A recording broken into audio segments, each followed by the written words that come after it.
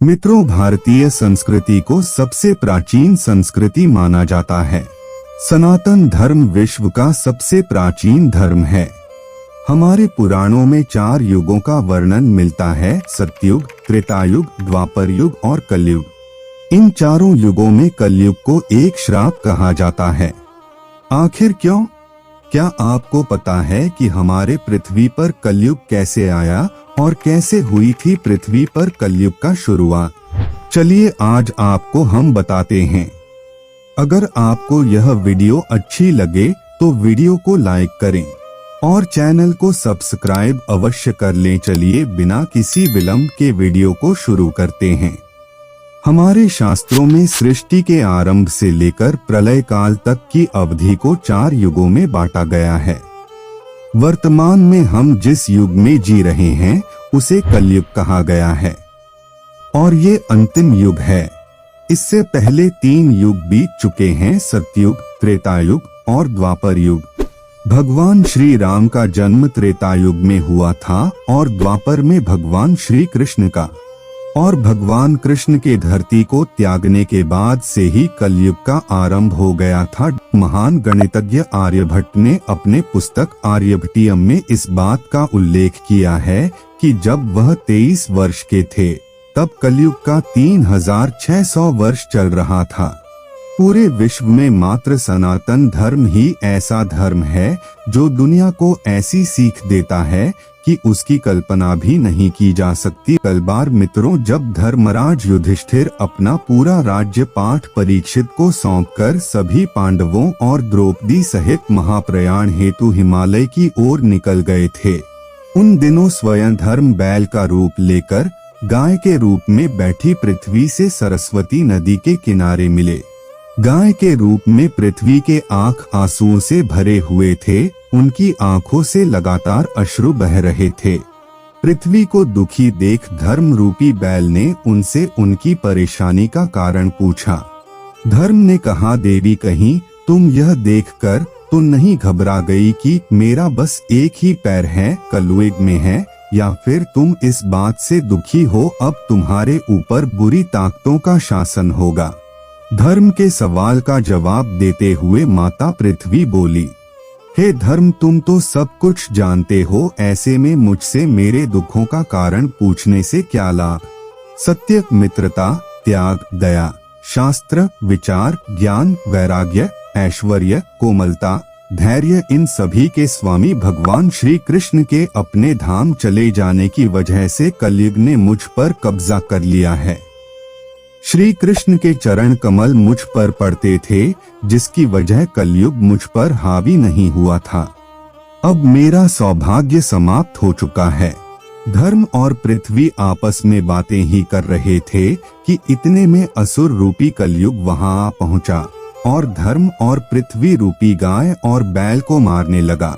राजा परीक्षित भी उसी मार्ग से गुजर रहे थे। जब उन्होंने अपनी आंखों से यह दृश्य देखा तो वह कलयुग पर बहुत क्रोधित हुए। राजा परीक्षित ने कलयुग से कहा, पापी तू कौन है और क्यों इस निरपराध गाय और बैल को मार रहा है? तू महा अपराधी है, तेरा अपराध क्षमा योग्य नहीं है, इसलिए तेरी मौत निश्चित है।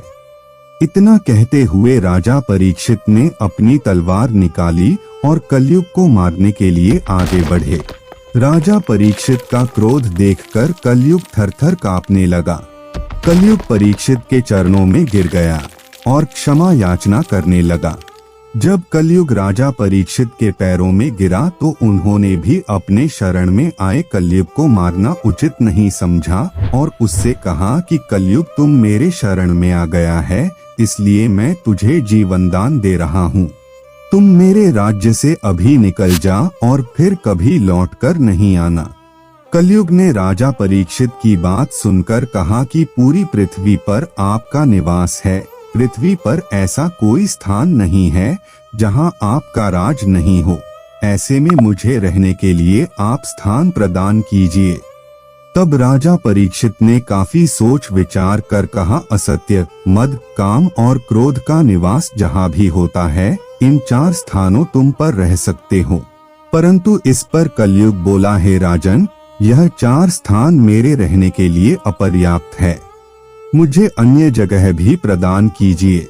इस बात पर राजा परीक्षित ने कलयुग को रहने के लिए स्वर्ण के रूप में 5वां स्थान प्रदान किया, परंतु राजा परीक्षित स्वयं भूल गए कि वह खुद स्वर्ण के आभूषण, मुकुट और स्वर्ण के महल में रहते हैं। और कलयुग इन स्थानों के मिल जाने के बाद राजा परीक्षित के स्वर्ण मुकुट में अदृश्य रूप से निवास करने लगा और कुछ समय बाद राजा परीक्षित कालसर्प दोष के कारण मृत्यु को प्राप्त हो गए।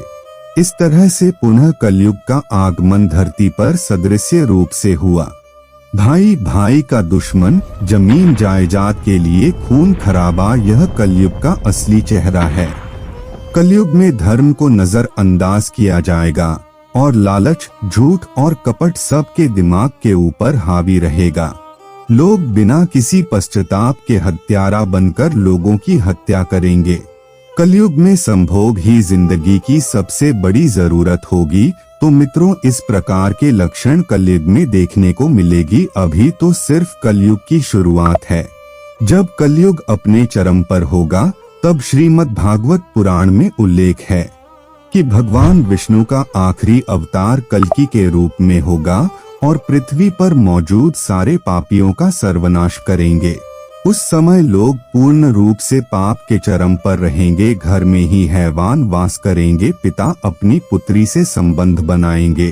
तब भगवान विष्णु कल्कि अवतार लेकर सारे पापियों का पृथ्वी से सर्वनाश कर पुनः धर्म की स्थापना करेंगे और इस प्रकार से पुनः सतयुग की शुरुआत होगी। अगर आपको हमारी यह प्रस्तुति महत्वपूर्ण लगी तो वीडियो को लाइक अवश्य करें।